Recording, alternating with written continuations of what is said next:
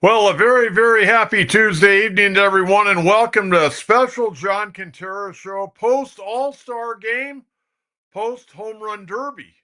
I thought I was going to watch the Home Run Derby on Monday night, which I did. I didn't realize that's the way the All-Star game was going to end on Tuesday night. I'm sure a lot of you having your opinion about that. Wow, that was crazy.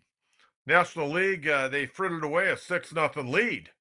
And boy, I'll tell you, the Padres pitching staff tonight had a rough night. Adrian Morejo and Robert Suarez had rough nights. They gave up 4 of the 6 runs, and we'll get into what they did. But glad you could join me. Again, this is going to be like our Wednesday show. Normally, we're on Wednesday morning at 9 a.m.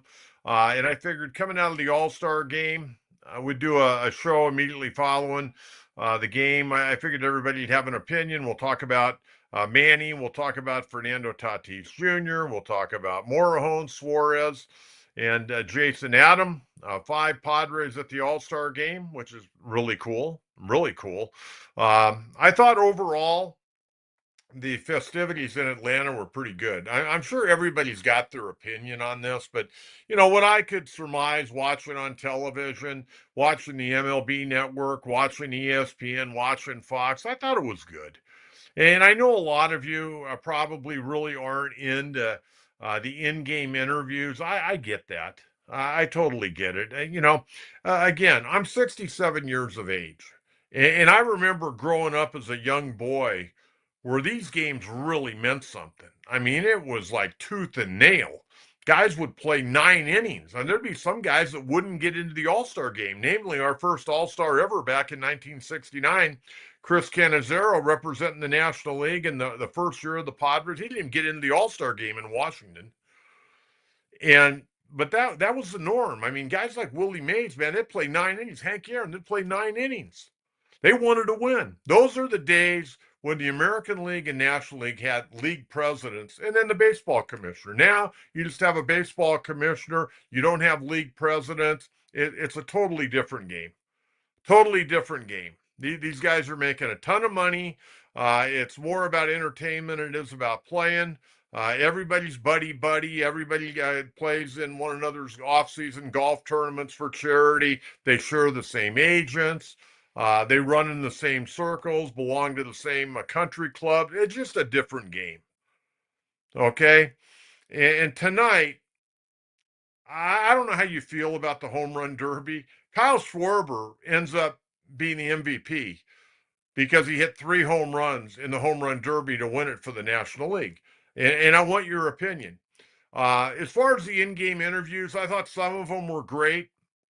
I thought it was really interesting. Clayton Kershaw, he went out there, pitched to 2 batters, and the first batter, Cal Raleigh, just roped that ball to left in a great catch by Kyle Tucker, and then he got another out, came out of the game, and Jason Adam came in, but Clayton Kershaw's throwing out on the mound, talking while he's in his delivery. Cal Raleigh in the first inning was talking with Joe Davis and John Smoltz during Tarek Skubal's 2-run first inning that he ended up having. When's the last time Tarek Skubal gave up 2 runs in an inning? Well, he gave it up in the first inning, and I'm not saying that's why, because Cal Raleigh was talking to Smoltz and Joe Davis.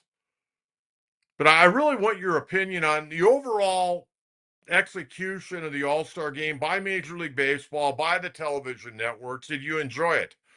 I said yesterday in our morning podcast that, I love the All-Star game. I love the home run derby because I love baseball talk. I mean, aside from my family, sports and primarily baseball have been the biggest part of my life.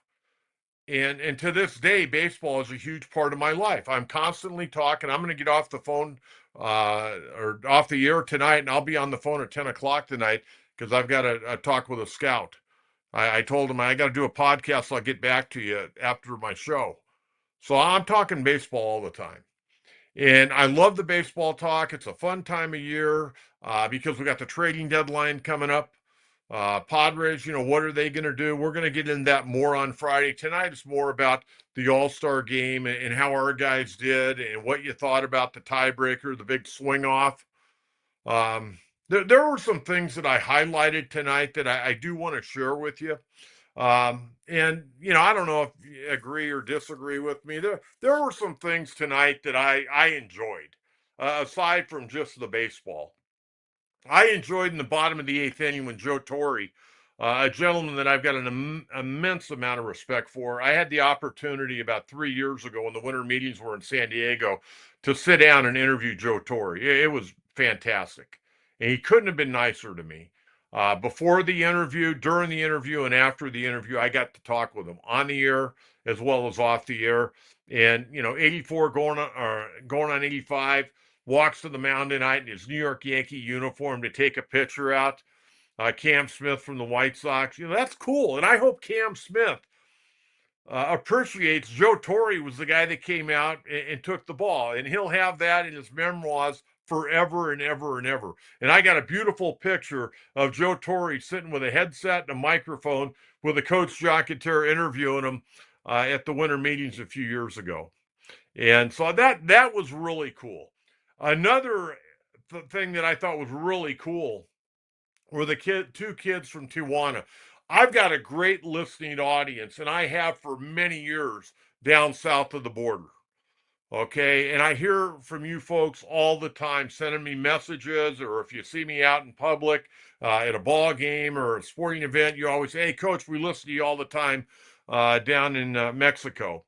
Well, tonight I thought it was really cool that we had two kids from Tijuana playing this All-Star game, and two kids that grew up with one another in Tijuana.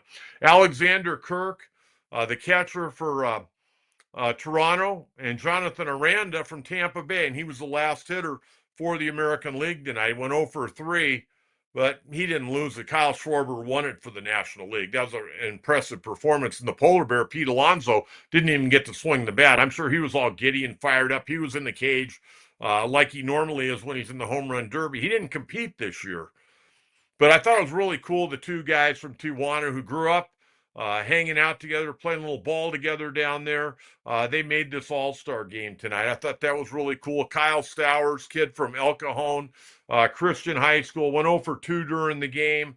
Ended up being in the home run derby, and he hit what did he Kyle hit? I think he hit one home run in the home run derby there. Things were so crazy. Yeah, he got one home run leading off for the National League, and hey, it played a part in it. And I remember watching Kyle Stowers play for Coach Mitchell out there at Christian High School. A few years back, I remember I saw him play a couple of games actually against Cathedral Catholic, and you knew he was going to be a good hitter. He ended up going to Stanford and eventually going to the Baltimore Orioles. And then prior to last year, he got traded by the Orioles to Miami. He had kind of a tough first year, man, having a great year. Went 5 for 5 in his final game before the All-Star break with 3 home runs on Sunday. So those were cool things. I thought it was really cool. Freddie Freeman talking with Ken Rosenthal over the PA system. And obviously, the first 12 years that Freddie Freeman played in the big leagues, he played in front of the Atlanta fans. They gave him a nice ovation. He didn't play a lot tonight. He had one at bat. Dave Roberts took him out when he was playing first base so he could get a nice ovation from the crowd. I thought that was really cool. I thought throwing out the first pitch tonight, Chipper Jones, Andrew Jones, and the big cat, Andres Galarraga, I thought that was really cool. I loved it in the top of the seventh when they stopped the game and they had this great tribute to Hammer and Hank. I thought that was incredible. They showed his 715th home run to pass Babe Ruth. And I got to share a little note with you. And some of you may remember this if you're in my age group. Once upon a time, remember the old Claremont batting cages right there off of Claremont Mesa Boulevard, the Family Fun Center? I remember when Hank Aaron came there and he hit in the cage, and it was a big deal. They handed out stuff, and I remember getting a pamphlet and a poster, and you couldn't get in there with a crowbar that day. Hammer and Hank came out, and it's hard to get close to him because there were so many people there, but he took some swings at the Claremont batting cage and signed autographs, and I'll always remember that. I couldn't wait to get down there, and great memories about Hank Aaron. I was watching that game as a little kid that night, and Bill Buckner went back to the wall, and Tom House backhanded that ball in the bullpen, number 28. Of course, became a great pitching coach, Tom House. and then got into working with quarterbacks, worked with Tom Brady a little bit, but just on throwing motion. But I thought that was a great tribute tonight. I thought it was cool. In the bottom of the seventh, they came back from a commercial break. Joe Davis and John Smoltz. There was a picture of my man Dave Parker, the Cobra, who died here a little over 2 weeks ago. They talked about the Cobra a little bit, and of course, he's going into the Hall of Fame later this month, which I'm excited about. I wish he'd be there, but nonetheless, he finally got into the Hall of Fame. So those are some of the things that I really enjoyed tonight. Again, Schwarber hits 3 balls out, and the National League wins in the swing off the home run derby contest, 4-3. What do you think about it? If I was a fan and I was at the game, I would be bitterly disappointed. I would be bitterly disappointed. As a fan sitting in my home, I guess I was disappointed too. Because I watched the home run derby on Monday night, the Cal Raleigh one. And the other thing, and I know why these guys weren't a part of it. And you know as well because of the injury factor. Ohtani should have been part of it, and Aaron Judge should have been part of it. But they had, 3 guys on each team. I mean, I guess probably the 2 biggest stars would be Schwarber and Pete Alonso. I mean, I look at the American League, Brent Rooker, Randy Arozarena, Jonathan Aranda. They're not like exactly household names, and neither is Kyle Stowers. Schwarber and Alonso, people know who they are because they play for high-profile teams and they hit a lot of home runs. But you'd have thought maybe Ohtani or Judge would be out there. How about if it would have just been you pick one guy? You pick one guy, each guy gets 3 swings, and it's Ohtani against Judge. How cool would that have been tonight? But again, baseball is just going a different direction. It's going a completely different direction. It's all about entertainment. It's not necessarily, it's more about swagger than substance. It really is. And I'm going to tell you right now, and I know Tony Clark met with the media today. I know that Rob Manfred met with the media. I'm telling you right now, and I put a tweet out about this. I think all the TVs, ESPN, I know they're getting out of the baseball business, but ESPN, Fox, the MLB network, I don't know if they would do it, but I'm telling you right now, they better start talking to Nippon Baseball, Japanese Baseball League, and they better talk to the KBO, because I'm telling you right now, the way things are going now, and they'll wait to the last minute, I think we're not going to have baseball at the start of the 2027 campaign. I really don't, because the owners and Rob Manfred are going to dig in, and they want a salary cap, but there also has to be a floor. You can't have teams like Colorado and Pittsburgh not spending money and getting TV revenue and not spending it. You've got to, if those guys are going to do that, then get new owners. And I know they're going to always have guaranteed contracts, even though I think you should be able to have maybe 5 guys with guaranteed contracts. Everybody else has got to bust their ass to earn a living. Okay. I think we'd see a better product if guys had to lay it on the line. Guys would be playing when they're banged up a little bit more. They would, run out ground balls a little bit more. I think they'd play the game the right way a lot more. I think there'd be more asked of them. I think, to me, it seems like if you're paying a guy a lot of money, you ought to expect more out of him. It seems like to me, these guys that are making a lot of money, unless you're high character guys, these organizations don't expect a lot out of these guys. Yeah, they expect them to hit home runs, drive in runs, and pitch well, but you got to do more than that. You got to do more than that. And to me, the more you make, the more should be expected of you. That's the way I look at it. But I'm telling you right now, I don't see how any way, unless they really get down to the brass tacks a year ahead of time and really hammer this thing out, I can see a lot of butting of heads, and I can see a lot of things going sideways. And I think the owners are finally going to say, you know what? We're tired of paying guys for not playing. I mean, even the Dodgers right now, and I use the Dodgers, and they got more money than anybody. They've got $111 million on the IL right now. I mean, that's more than a lot of franchises having their entire 40-man roster payroll wise. And I'm not trying to pick on the Dodgers here, but the rich get richer and the poor get poorer. And you've got to have some type of salary cap. I mean, football, basketball, hockey, they all have some type of salary cap. And really, they have to because guys like you and I, how much more can we afford to go to a ball game? If we want to take our family, and I don't like to bitch, moan, and complain about this because you either go or you don't go. But there's a lot of families, they're kids that love baseball and they can't get to a major league game. Maybe one game a year if they take the entire family, or maybe dad just takes the son, or a daughter maybe that's really into baseball. And you can't take the 4 or 5 family members, it's just too costly. Tickets, food, let alone the parking. I mentioned at Petco Park last time I went, I got a deal. I got it for $50. That's cheap down at Petco these days.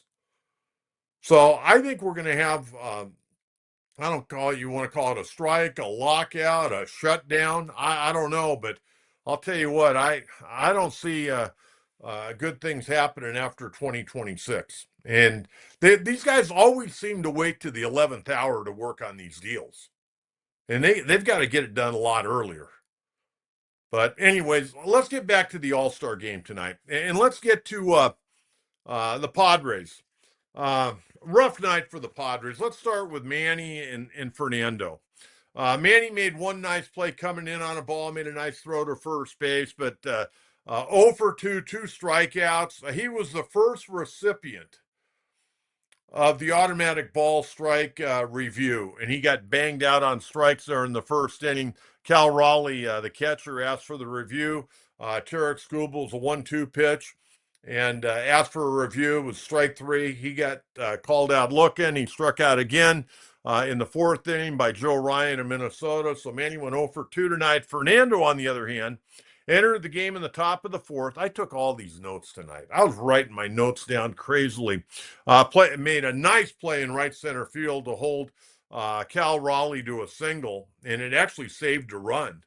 But a good play by Fernando, a good strong throw to second base. I ended up walking, stealing a base, scoring a run, but went 0 for 2 with 2 strikeouts. So our 2 position guys tonight, neither of them put the ball in play, so a total 0 for 4. Pitching wise, Jason Adam came in the 2nd inning, relieved Clayton Kershaw. How cool is that? If you're coming in to replace one of the great pitchers of all time, Clayton Kershaw, Jason Adam pitched to one batter, a third of an inning, struck out Ryan O'Hearn looking to end the 2nd inning. And then Adrian Morejon came in the top of the 7th, and he had a rough one. He faced 2 batters, gave up a hit, a walk, ended up getting taken out, gave up 2 earned runs in the ball game. And then Robert Suarez came in to try to close it out. Top of the 9th, a third of an inning, gave up 2 hits, back-to-back doubles, got charged for 2 runs, both earned. And Diaz from the Mets had to close it out to save it from going to the American League. They did score on a little chopper to third base to tie the ball game up late, but the National League ends up winning. I was kind of happy the National League won it. I was happy because our guys were on the team, and hey, we're a National League city here in San Diego, but man, they blew a 6-run lead. And that's only the 2nd win for the National League in the last 12 games. You go back to 2 years ago, 2023, our current catcher, Elias Diaz, playing for Colorado, hit a 2-run homer in the 8th inning. And the National League won that ball game 3-2. So give me your thoughts. I know we're going to get out to questions right now on Coach's Crew. Give me your take on the automatic ball strike system. I thought it worked great today. I have no problem with it. I don't want it to be something where we're doing it 12 times a game, but I think we had, 3, 4 challenges tonight. I thought it all went well.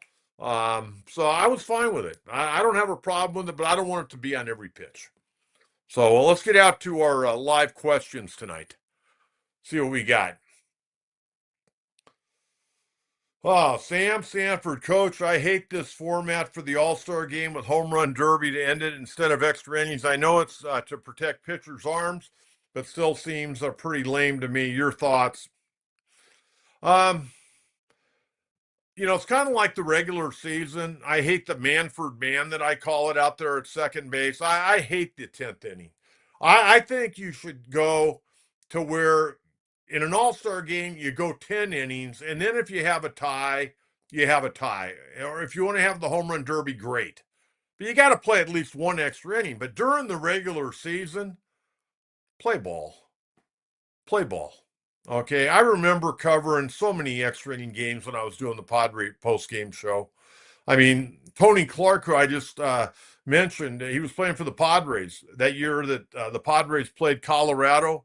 I think it was a Wednesday night into Thursday morning, and both teams had to travel. I remember a 22 inning game. I got off the air. I signed off at 2:15 in the morning. And, I'm probably the only guy at Petco Park that didn't care that the game went 22 innings because I'm just having fun. I remember Clay Meredith was on the team, and his girlfriend at the time was out in the left center field. And I'd come out to see what was going on. I was watching the game on TV, but I came out of my studio. And I remember she was all cold, so I went and got my jacket, gave it to her, and then she brought it by the studio after the game. But yeah, I went 22 innings. I remember Tony Clark. Tony was hardly playing, and he played like the entire game. And I think he went on the IL right after the game because he had a sore groin. He wasn't used to play, and he played all 22 innings. But uh, you know, I don't know. I was just raised in a different era. You play.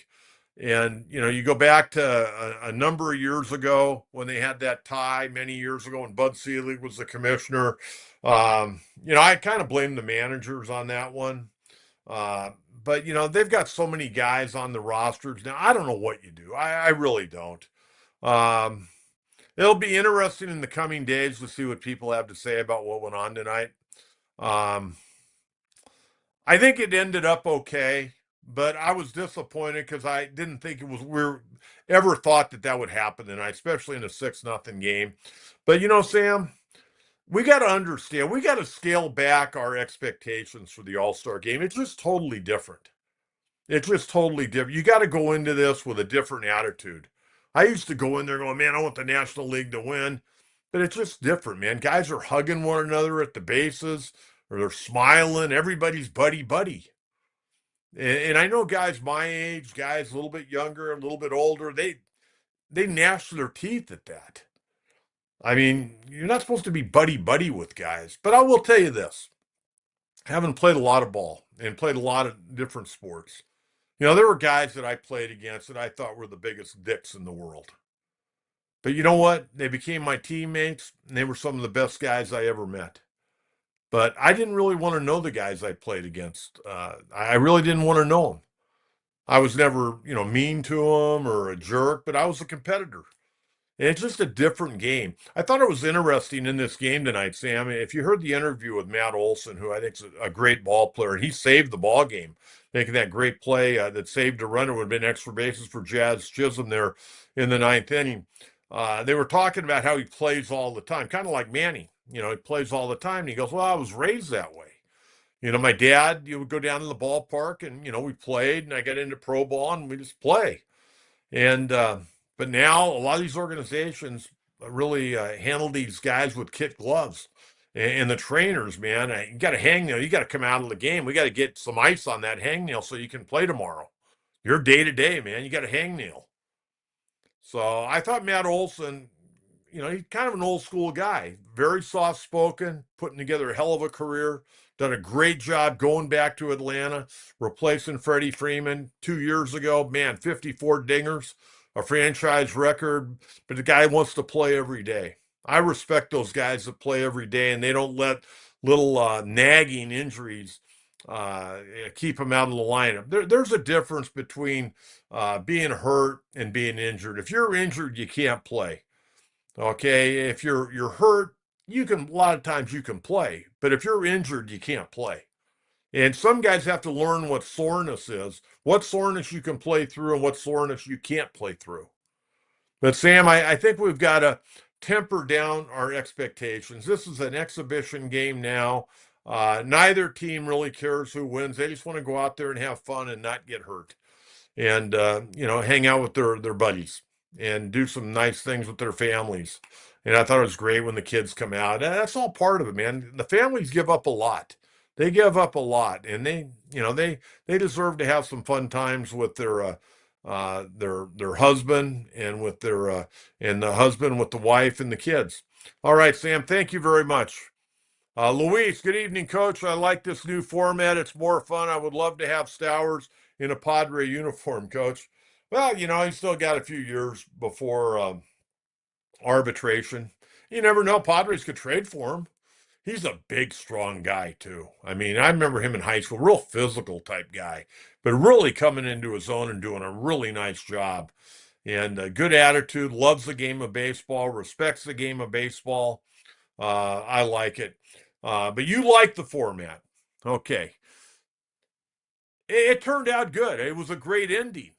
It was a really great ending. I think the only thing that could have made it better is if the polar bear had to come up and try to win it for the National League. But man, Kyle Schwarber, how about that? What Schwarber go? I got to look at something here. Schwarber ended up being the MVP of the ball game, but I got to check something here. Hang on. Schwarber, 0 for 2 in a walk, and he's the MVP of the ball game. He didn't even get a hit in the regular game, but he's the MVP, huh? One of the best things I ever saw at Petco Park, aside from watching baseball in like pregame, they had the Men of Steel, those softball guys that have the juiced up bats, the juiced up balls, and maybe some of them have juiced up bodies. Then they would come out and they would hit balls so damn far you couldn't believe it. They'd hit them off the left center field scoreboard, and that's kind of what this was tonight, man. Home run derby, the Men of Steel. So, Luis, I get where you're at on that, and I get that we had no pitchers left.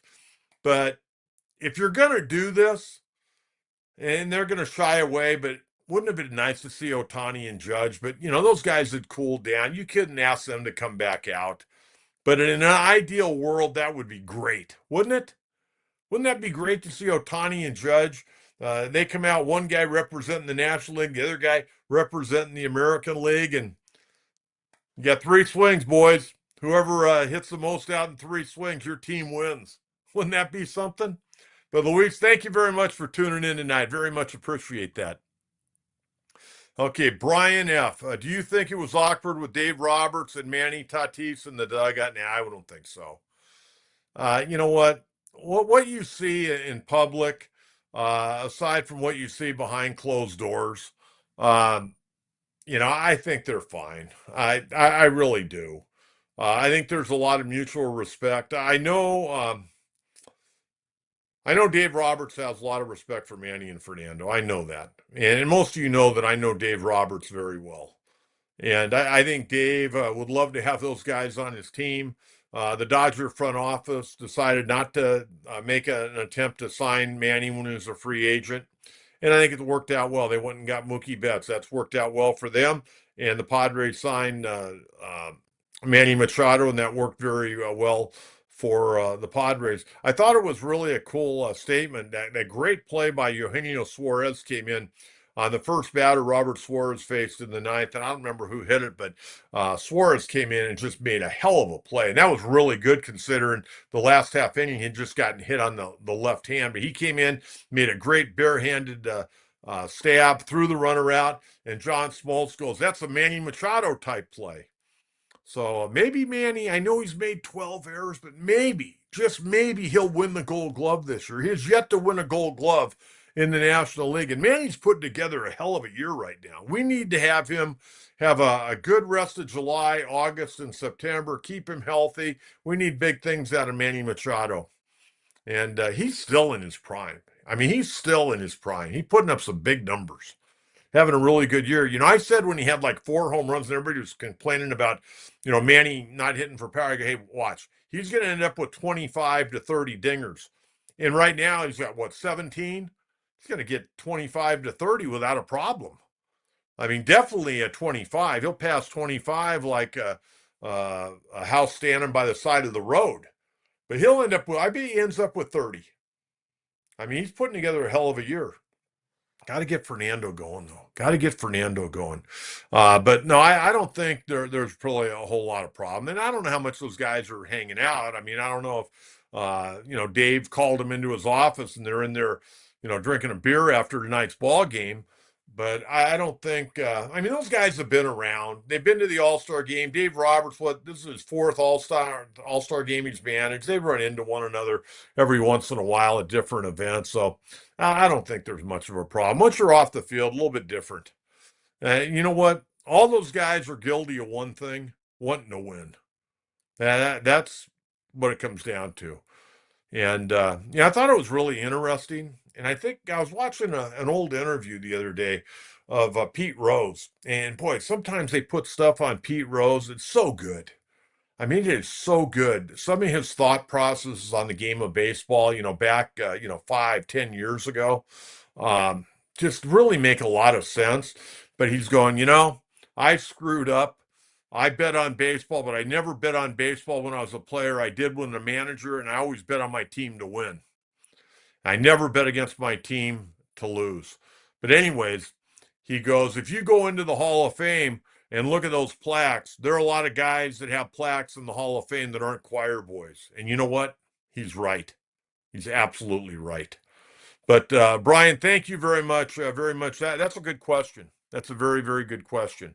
But now I don't think there's a real problem there. Here's my guy, Rocket Dog. I love Rocket Dog. I don't like the automatic strike zone. I like the human element of baseball. Rocket Dog, look at it this way.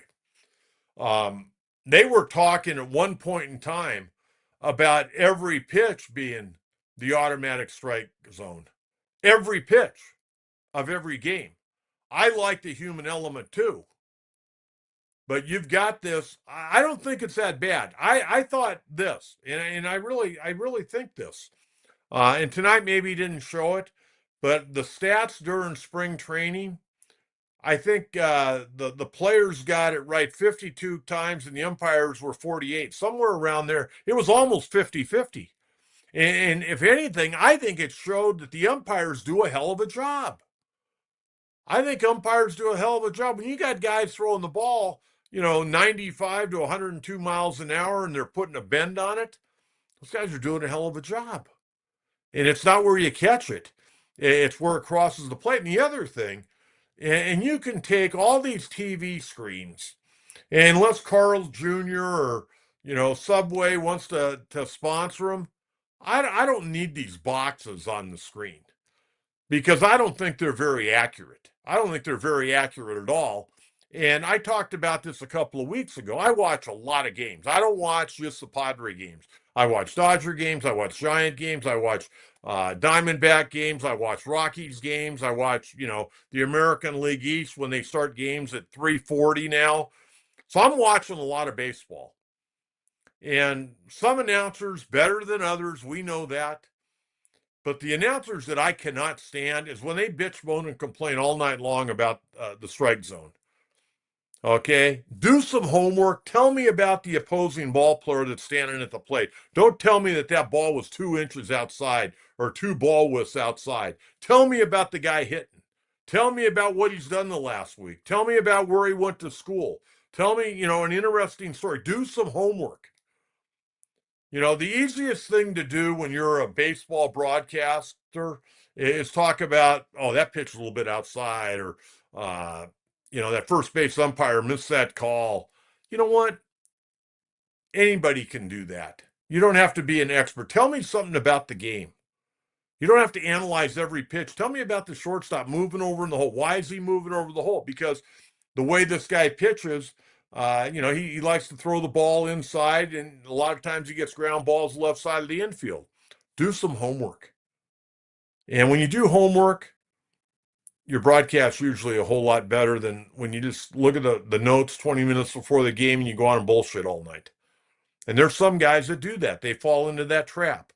And I'll be the first one to tell you, I spend an enormous amount of hours when I do a game. I work, like if I'm doing a college basketball game that lasts, not even 2 hours, I'm probably prepping for at least 4 to 5 hours doing my game boards and stuff like that. When I was doing college football, my God, I'd start on a Monday and I wouldn't finish until the ball was in the air at Air Force when I was doing the Aztec games. I was constantly trying to get more information. And, I tried to stay off the officials, but, I watched some of these baseball guys because of that box being there. Everybody wants to bitch and moan about the box, and that box is not all the times accurate. In fact, most of the time it's not accurate. So don't fall into that trap. Don't fall into that trap. But Rocket Dog, I think it's coming. I think we're going to see it as early as next year. I really do. And tonight, what they use it 3 times, I think? I think 3 times. And all 3 times it got overturned. So Dan Sonia, the home plate umpire, I think he was 0 for 3 tonight. But I'm sure there's going to be a big article on it tomorrow or the next day, and we'll take a look at that, and we'll probably talk about it a little bit more on Friday. The Rocket Dog, always good to hear from you, buddy. Ramon Scott Sports, good man right here. As weird as it sounds, ABS was one of the few winners tonight. I don't disagree. I think it's kind of cool. I think it's kind of cool. I don't know if I'd like it in the World Series, though. The All-Star game regular season, I'm not sure I'd like it in the World Series. I know that's probably coming, but so far I think it's been okay. I enjoyed it during spring training. I thought it was interesting. Tonight it was fine. We'll probably, without a doubt, see it in the regular season next year. But I don't know if I personally, as a baseball fan, are ready for postseason play. But we'll see where it goes. I'm sure Rob Manfred's got a few more ideas up his sleeve. And this isn't a bad idea. I mean, if you got technology, you want to use it, but I don't want to get carried away with it either. But, maybe, just maybe, they should institute it that you can only use it from the 7th inning on. What do you think about that? You can only do it in crunch time. You can't do it in the 1st inning. That's the thing. I got to tell you, the thing that bugs me more than anything else about the replay is you get your challenge and you're waiting all day for a ball game. It starts at 7:10. Guy hits a high hopper to second base. Second baseman comes in, bang, bang play at first. Leadoff hitter in the 1st inning. And all of a sudden the team's challenging. Whether it's the offense or defense, doesn't matter. They're challenging. You're trying to get a ball game underway, and already you've got a challenge on the first play. So everybody's standing around waiting. I'd like to see these challenges be from the 7th inning on, where they really matter. And you can say, well, they matter early in the ball game. Yeah, they do. But you know what? If you know from 7th inning on, you're bearing down and you keep your challenge. But I think we're going to see the ABS system come in as early as next year. Brian F., Coach, do you like the players in their team unis or the AL and NL unis? I personally like that they went back to team unis. Brian, I'm glad that you brought that up, because I had that in my note card. Thank you that they went back to their regular unis. I mean, if we're National League fans and we don't watch the American League a whole lot, maybe when the Padres play, or maybe you miss a game, you got a family event, you miss a game, and you have no idea who these guys are other than their name on their back, but you don't know who they're playing for. And to have your own unis, your fans know I don't know, it's just a lot better. And I'm glad you brought that up, because I did write it down on my note card. I hated those uniforms, hated them.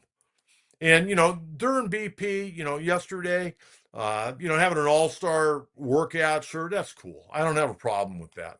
Have a light jersey, especially in Atlanta, it's real humid and hot. Not a problem. American League, National League, that's cool. You got a nice little memento. But damn, man, you break out your gamer. You break out your gamer for the All-Star, and you're representing your ball club. It's good to see our guys wearing our uniform tonight. San Diego. We're San Diego guys, man. We want to see our guys in their uniform. And, man, to have 5 guys, I'm sure guys would have performed a little bit better. But, hey, that's baseball. That's the way it goes. Fernando did score a run. Jason Adams struck out the only guy he faced. So, hey, we had a little something good happen, but man, Morejon had a rough time, and his 2 batters, and so did Suarez. They got tagged for 4 of the 6 runs by the American League tonight. But Kyle Schwarber wins it with 3 homers in the home run derby. Okay, live questions. What else we got tonight? I'm sure a lot of people out there have a lot of questions about this game. Okay, Cal Raleigh last night. It was home run derby was okay.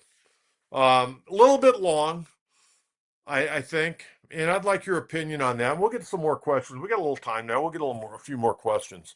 But Cal Raleigh defeated Junior Caminero. And boy, what a nice looking player he is. The kid from Tampa Bay. Um, Cal Raleigh beat him 18-15. First catcher and a switch hitter to win the home run derby. So that's kind of cool. I thought it was really cool that his dad, Todd, who, by the way, used to be the head baseball coach at Western Carolina and the University of Tennessee. And his little brother, 15-year-old brother, who's also a switch hitter, was the catcher. So his dad threw to Cal, and his little brother caught.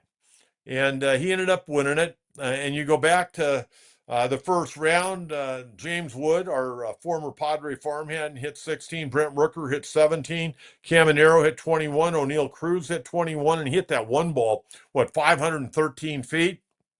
And then in the other group, Byron Buxton, 20. How about Jazz Chisholm?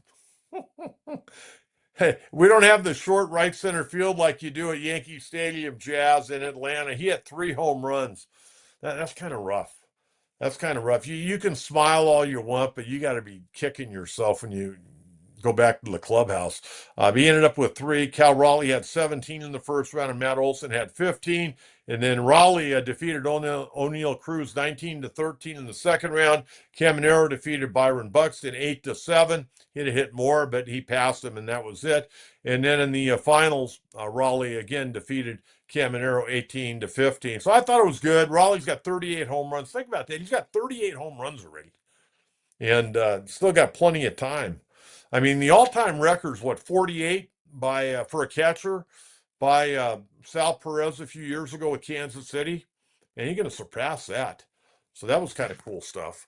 And I thought it was good, but it was a little bit long. It was a little bit long.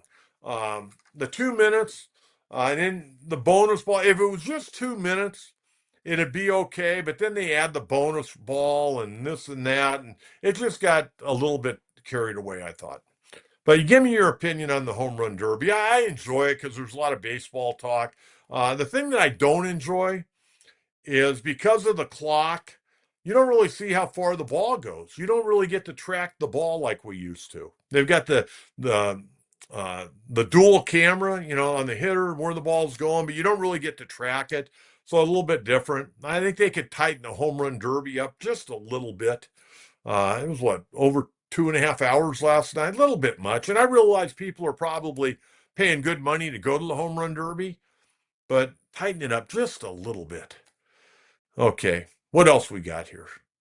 What else we got? We got some more coaches crew question. I'm in the mood for questions tonight. I mean, this is a heck of a ball game. Wasn't sure it was going to end like that. I would have never thought that. The real swinging friar. Now, how good is that logo, though? That's one of the original logos that went away for a long time, and then it came back, and now, man, it's better than ever. MLB All-Star Game is better than any other sport, including the Home Run Derby. Yeah, the NFL, that was a joke. Now they play, a two-hand touch, 7-on-7, something like that. That's the way the game ended up. The NBA All-Star Game, I still enjoy the NBA All-Star Game, but they dink around for 3 quarters, and they play fairly hard, kind of. The last 5 or 6 minutes of the game, if it's close, and see who's going to win. In hockey, I mean, if you're a goalie, hide the women and children because you got no defense. You got no defense. You're seeing rubber all game long. So yeah, baseball's still the best, but it's become home run derby. Home run derby. I'm kind of anxious to see how everybody's going to attack this the next couple of days in the media. I'm kind of open-minded. I've had to realize that baseball now is not the baseball that I grew up with, where you try to take the second baseman and run him into left field. The little things that you talk about in baseball, it's just a different game. Everybody's nice now. When I played, it wasn't nice. It just wasn't a nice game. I mean, you'd throw rolling blocks into the shortstop or second baseman to try to make them make a bad throw to first so it wouldn't be a double play. You try to run over the catcher. You'd drop the ball and you'd be safe. You'd throw inside on guys. Their guy hit your guy, you're going to hit one of their guys. Guys popping off or showboating, you're going to take one in the rib cage. That's kind of the baseball I grew up with. Just different now. It's totally different. But there's still a few old school guys out there managing baseball. But once those guys go by the wayside, we're going to have a lot of guys managing that wear penny loafers, I think, more than anything else. But yeah, the home run derby. That's the way it ended tonight. 7-6 home run derby, 4-3 for the National League. Kyle Schwarber, the MVP, went 0 for 2 with a walk in the game, but hit 3 dingers in BP during the home run derby. He's the MVP. How about that? I wonder who the winning pitcher is. I got to go back and look and see who they credited the win to tonight.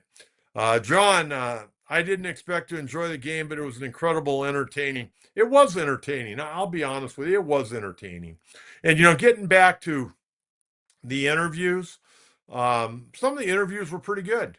And most of them were. And you know what? Give the players a lot of credit.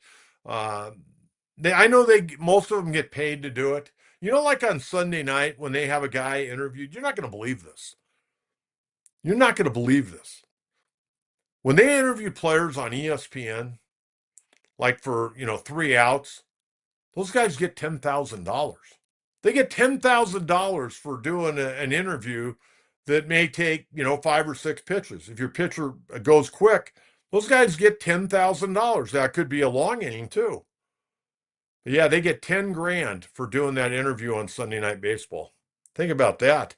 Man, I'd sign up to do an interview anytime ESPN come to town, man. I'd be the first guy in line saying, hey, you need anybody in the 3rd inning? I don't care how much money you're making. 10 grand's 10 grand, man.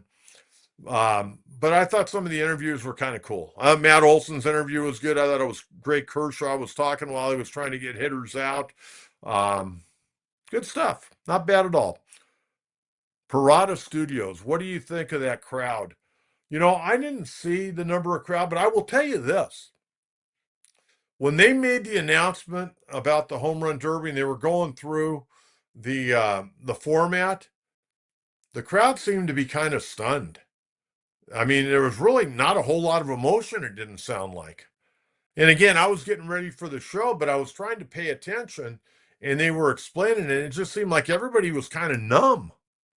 And then, they had the delay. They went to a commercial break. Then they came back, and one guy, they had the interviews before the guys would go to the plate, and that slowed things down a little bit. I mean, it really came to a snail's pace because they wanted to do interviews before guys were going up. And again, the players I thought were pretty cool. And I can tell you this, I think a lot of the players are actually pretty good guys. But I think the way the organizations baby them and PR people are scared of their own players.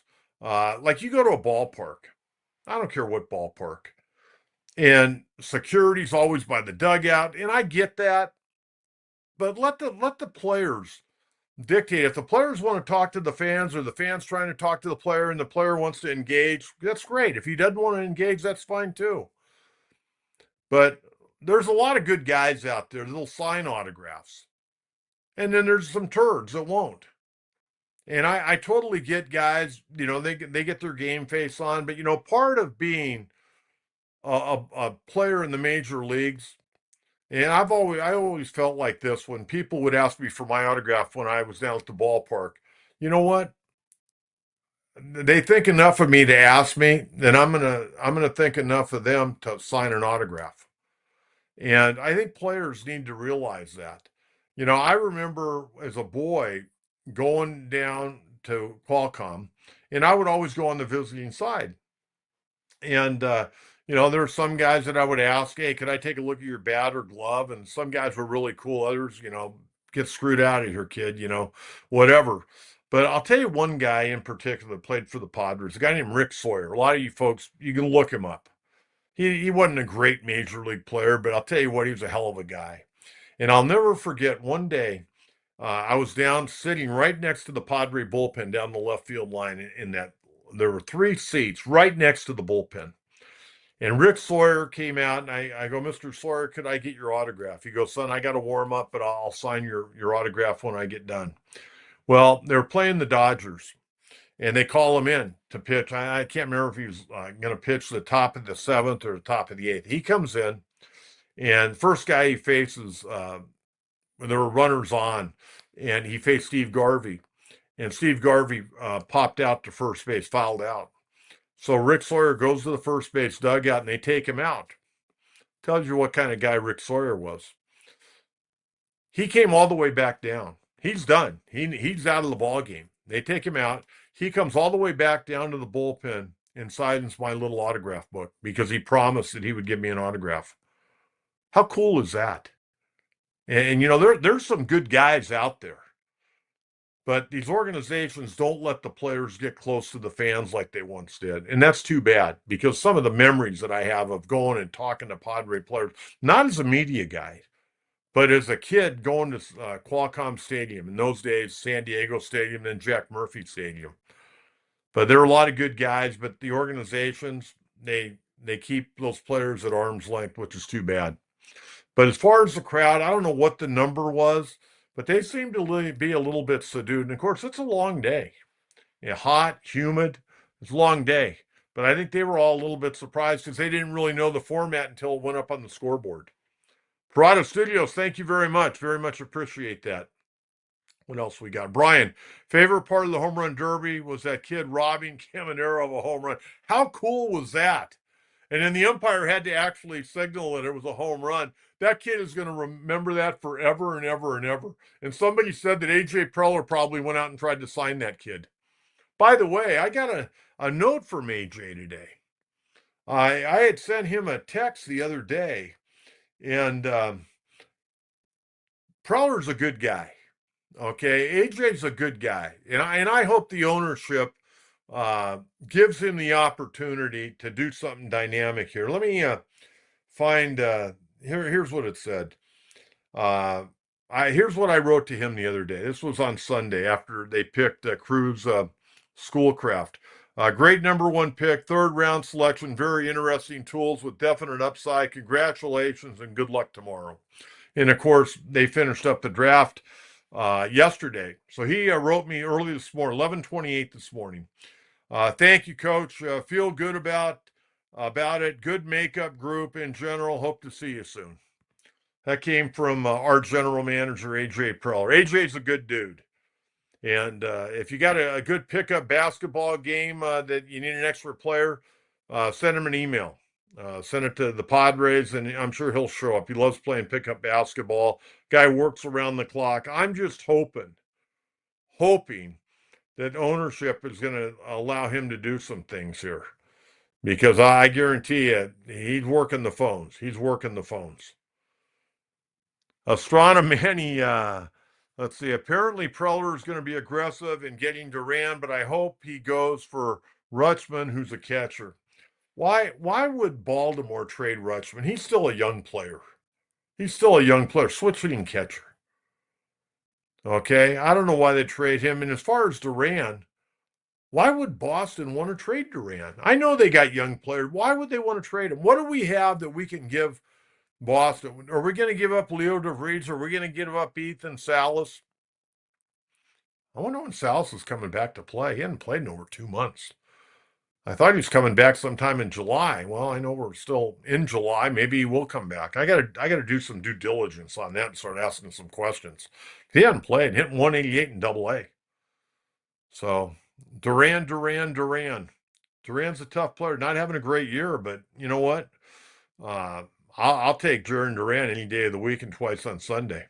So we'll have to wait and see. Things are going to start heating up. You know, I was looking and I was doing some work. A lot of this is going to be interesting with Arizona. You know, they're 3 games under 500 right now. And unless they come out really cooking the second half, I mean, Suarez could be going. He wouldn't come to us, obviously, because we got a third baseman. Josh Naylor, who's going to be a free agent. I wouldn't mind bringing Josh Naylor back, but that would mean Luis Ariz would probably go bye-bye. Zach Gallen, Merrill Kelly, all those guys could be had. if Arizona didn't get back to the 500 mark here very quickly. And there are going to be other guys available here shortly, too. I mean, a lot of things now that this All Star break is winding up here in the next couple of days, a lot of things could happen. Things are going to start popping, I think. But I don't think Rutschman. I don't know why Baltimore would want to trade Rutschman. I don't understand that. But you know what? Weirder things have happened. And as far as Duran, 3.5 years you'd have him under control. Wouldn't that be nice? I know there's talk about going after Sean Murphy. We're not going after Sean Murphy. Too much money. Unless Atlanta wants to pay some of that money, he's owed what, over $45 million for the next few years. Padres are going to take that contract on, are they? I wouldn't think this ownership would. I don't know what this ownership's going to do. All right. Thank you very much for that. I appreciate that. John, do you have an opinion on who should have been MVP? I thought Alonso. Well, at one time I thought it was going to be Ketel Marte, and then I thought it was going to be Alonso. But maybe Alonso would have won it if he had come up and the score was tied 4-4 and he hit one out. Maybe he'd have won it. Couple what he hit that 3-run homer and then win the ball game with the home run derby. But they give it to Schwarber. And you know what? Even though Schwarber went 0 for 2 in a walk in the regular game, that was a pretty monumental task. A lot of pressure on you. A lot of pressure on you. Yeah, I know. And Dino Ebel, the Dodger third base coach, he was throwing like cutters. And you see when he's warming up, he's throwing like little cutters down and into those left-hand hitters. So those guys had to get it gauged a little bit. But you figured Schwarber was going to win it once he hit the 3 home runs, and the National League ended up winning. So I don't have a problem with it. The polar bear might be a little bit upset, but it is what it is. What else we got here? Okay, Groovy T. AJ should go get O'Neill Cruz. Where's O'Neill Cruz going to play? Left field? O'Neill Cruz is a novelty. He is not a great hitter. He's a great athlete. He's a Fernando Tatis guy that's bigger and stronger than Fernando, but he's not as good a hitter as Fernando. And he's doing a nice job in center field, still learning center field. But I don't know why Pittsburgh would want to trade him. He's still a young guy. These young guys that are under control, man, and you're bringing them up through your farm, so you got to hang on to them. What would we have to give up for O'Neill Cruz? Probably DeVries. And probably Cash Mayfield for that matter. So I don't think that's going to happen. I don't think so. Tell you what, man, Colorado and Pittsburgh, man, they got to get it going, though. They got to do something. I mean, seriously, they got to do something dynamic. All right, we got any other questions tonight? We got any questions? Oh, man, tell you what, I'm a little tired. I watched that home run derby. I did a bunch of work today trying to get ready for the program, watch the game, watch the home run derby, and come on here. I'm all fired up. Do we have any coaches mailbag that we're going to play tonight, Jonathan? If you got some coaches mailbag, throw a couple up here and then we'll get out of here. On Leo DeVries, Boltman. Love Boltman. I hope we don't trade him. Keep our talent instead of losing them on rentals. Yeah, I agree with you. We saw Mackenzie Gore throw a shutout inning tonight. James Wood got in. Didn't get a hit tonight, but he made the All-Star team. So the 3 of the guys that we traded for Juan Soto have all made an All-Star appearance. C.J. Abrams last year played shortstop for the National League tonight. James Wood came in for the National League, big 6'7" outfielder. And then Mackenzie Gore looked great tonight. He got 3 ground ball outs in his inning of work. So, and Brent Rooker, a lot of people don't know, Brent Rooker played for the Padres. Yeah, he played 2 games for the Padres back in 2022, went 0 for 7, got shipped to Kansas City, got DFA'd by Kansas City, got picked up by Oakland, and in 2023 hit 30 home runs for the Oakland Ball Club. And now he's a 2-time All-Star. How about that? Hey, I got to bring this up. I don't know if you watched Home Run Derby last night, but Brent Rooker had his baby down there. And, he'd already hit, and his wife was down there, and they had another child, and he was feeding the baby. And some jackass went on X and was criticizing Brent Rooker for sitting there feeding his baby. I mean, seriously. I mean, that's worse than somebody getting on Alex Cora for taking a game off from the Red Sox to go to his daughter's graduation. Are you serious? He's feeding his baby. He'd already done his work. He's just sitting there, waiting to see if he advances to the next round. His wife's down there with their other child, and he's sitting there with his baby in his arms. It wasn't like he was breastfeeding her. He had a bottle. And some guy went on and was like dogging the guy. I mean, everybody that has an X account, but they don't have like the regular picture, they think they're somebody. I mean, for crying out loud, how can you bang on a guy for feeding his daughter? I mean, you got family members down there, you got kids running around. I mean, that was so Bush. But I don't want to see DeVries go anywhere. He got a long ways to go to get to the big leagues, a lot of work to do. But you know what? I want to see him playing a Padre uniform. Okay, we got another one. Mark, Rise is only valuable if he hits over 325 since he rarely walks, has no power, and is below average defender. Let him go. Put Sheets in at first. Well, you got to re-sign Sheets. And by the way, uh, you know, both these guys have missed time this year, Arise and Jackson Merrill. But Jackson Merrill hit those 2 home runs last weekend. He's got 2 more home runs than Luis Arise. But I know Merrill's got more power, but not having a good year. And Arise, good player, man. Gotten a lot better at first base, too.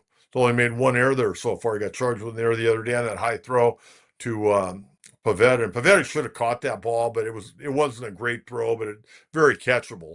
But he was trying to catch it and look at the bag at the same time, and it went off his glove and cost an earned run, or an unearned run, I should say.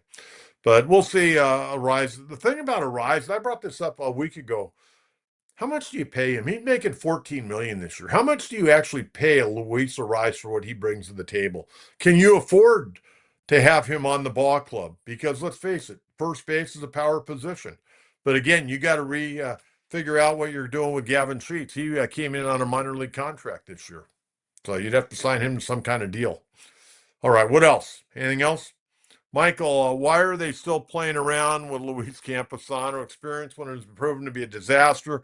0 for 34. Well, he's 0 for 21 right now. Can you make this make sense, Coach? I can't. If I'm bringing him up, I got to let him catch a little bit. I mean, you're basically telling the guy, come from El Paso. Don't bother bringing your catcher's glove or your shin guards or mask or chest protector. You ain't catching for us. You're not good enough. Guys don't like throwing to you, or the coaching staff doesn't like the guys throwing. So they've continued to devalue Luis Camposano, and he's devalued himself 0 for 21. Man, what was on Sunday? He was 0 for 3, had 2 strikeouts, and hit into an inning-ending double play with runners on first and third, the old 6-4-3 inning-ending double play. So Campy will be up here. I don't know if they're going to send him back before they open up on the road, but, man, they got a 10-game road trip. They start 3 in Washington, 3 in Miami, and they finish up 4 really big games in St. Louis. So before they come home. So they've got 10 games on the road to start the second half. Okay, I think that's going to do it tonight. Oh, let's go. We got Chris 4, 8 Laces Consulting. Good man right there. Thank you very much, Chris. Appreciate that. That's super. And again, I want to thank everyone. We've been getting more and more supers lately, and I want to thank everyone. We don't, publicize it, but hey, you know what? We'll take anything we can get. But thank you very much, Chris. Coach, what's the latest with the Padre ownership lawsuit, the Seidler family drama stuff? Quiet, quiet, quiet. I did check the other day. Sheila Seidler has not been around at all. That's all I can tell you. She has not been seen in weeks at Petco Park. Now, that's down on the field. Maybe she sneaks in, is in a box. I don't know, but I don't think so. So I think everything's quiet. Don't know what ownership is planning to do during the trading deadline. There could be a lot of things going on behind the scenes, but I asked late last week if anybody's seen her around the ballpark, and they said no. Haven't seen her in weeks. So, maybe she's not coming around. Maybe she just wants to wait and see what ends up happening here. So we'll see. I don't know. It's been awful quiet. But Chris, thank you very much. And I know your wife had was a knee replacement, I think, last week I saw. So hopefully she's doing well. Send my best to her. Beautiful lady, by the way. I don't know what line you used, but it must have been a good one. Uh, that's going to wrap it up tonight, folks. The National League squandered a 6-0 lead. American League ties it up in the ninth inning, but they have a swing off, a home run derby, and the National League win it 4-3. Kyle Schwarber doing most of the damage in the home run derby. He hit 3 homers in 3 swings. So 4-3 National League. This is acting as our Wednesday morning show. So we'll be back in on Friday morning at 9 a.m. Until then, Coach John Kentera, have a great couple of days. Hope you enjoyed the game tonight. Hope you enjoyed the home run derby tonight and last night. And we'll talk to you on Friday. Bye-bye.